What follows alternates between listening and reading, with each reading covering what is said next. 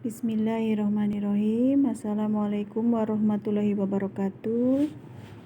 Bapak Ibu Guru yang saya hormati, kembali lagi saya Siti Lestari dari SD Negeri 1 Pancurdang, Korwil Cam Aji Barang, Kabupaten Banyumas. Mohon izin untuk melakukan atau menyampaikan aksi nyata topik yang kedua tentang kurikulum merdeka.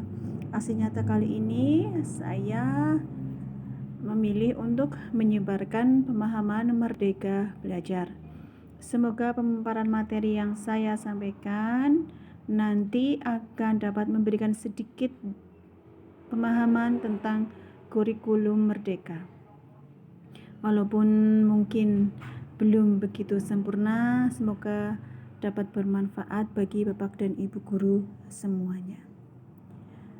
Bapak dan Ibu guru, dalam topik yang kedua ini, modul kurikulum merdeka, di dalamnya nanti kita akan mendapatkan pemahaman kurikulum dan pembelajaran, bagaimana murid sebagai pusat pengembangan kurikulum, kemudian pembelajaran berdasarkan prinsip pembelajaran paradigma baru, kemudian bagaimana struktur pembelajaran yang mendorong murid merdeka belajar.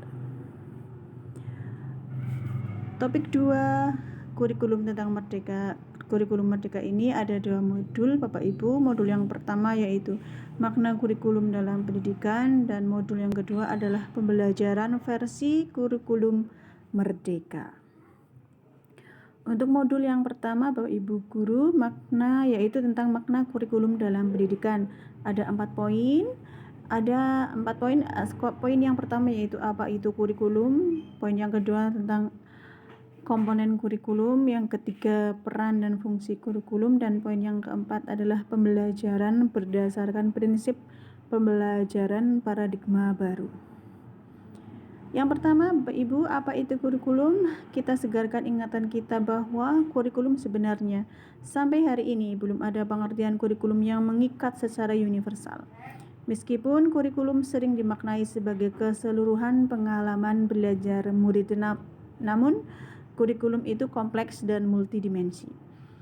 Kurikulum dapat dimaknai sebagai titik awal sampai akhir pengalaman belajar murid. Komponen kurikulum, ada 4 komponen utama kurikulum. 1, tujuan, 2, konten, yang ketiga metode atau cara, dan yang keempat adalah evaluasi. Fungsi dan peran kurikulum. 1, untuk guru, kurikulum berfungsi sebagai panduan dan acuan dalam proses belajar. Peran dan fungsi kurikulum dioptimalisasikan dalam rangka mewariskan nilai dan budaya masyarakat yang relevan dengan masa kini. Yang kedua adalah untuk mengembangkan sesuatu yang dibutuhkan saat ini dan masa depan. Yang ketiga, menilai dan memilih sesuatu yang relevan dan kontekstual sebagai kontrol sosial murid-murid yang beragam. Pembelajaran berdasarkan prinsip pembelajaran paradigma baru adalah pembelajaran dengan prinsip pembelajaran paradigma baru melalui siklus pembelajaran inquiry. Kemudian bagaimana siklus pembelajaran inquiry tersebut?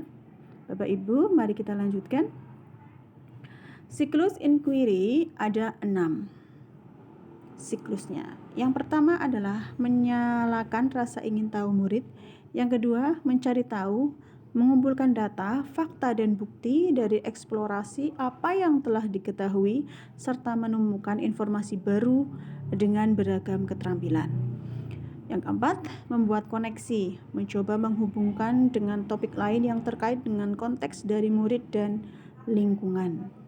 Yang kelima adalah mendorong murid mengambil makna atau esensi dari kegiatan belajarnya melalui penyelidikan atau menyalakan rasa ingin tahu yang lebih jauh dari pertanyaan yang belum terjawab dalam diri mereka sendiri. Sedangkan yang keenam adalah aksi atau tindakan preventif, apa yang telah dilakukan atau membuat aksi nyata dari pelajaran bermakna. Masuk modul yang kedua Bapak Ibu, yaitu prinsip umum pembelajaran. Prinsip pembelajaran yang berpihak pada murid. Ada 5 prinsip pembelajaran paradigma baru. 1, mempertimbangkan kebutuhan belajar murid saat ini. 2. Membangun kapasitas belajar murid menjadi pembelajar sepanjang hayat. Yang ketiga, mendukung perkembangan kognitif dan karakter murid. Yang keempat, menyesuaikan konteks kehidupan murid. Dan yang kelima, mengarah pada masa depan yang berkelanjutan. Kelima prinsip tersebut muncul sebagai respon akan perubahan yang terjadi begitu cepat di dunia dan fakta keberagaman yang kita miliki. Dengan 5 prinsip pembelajaran paradigma baru, guru dan satuan pendidikan diharapkan dapat menciptakan lingkungan pembelajaran yang mendukung beragamnya kebutuhan bakat, minat, dan potensi murid. Bapak Ibu guru yang saya hormati, terima kasih atas perhatian yang sudah diberikan Bapak Ibu dalam pemaparan materi dari saya. Semoga bermanfaat. Wassalamualaikum warahmatullahi wabarakatuh.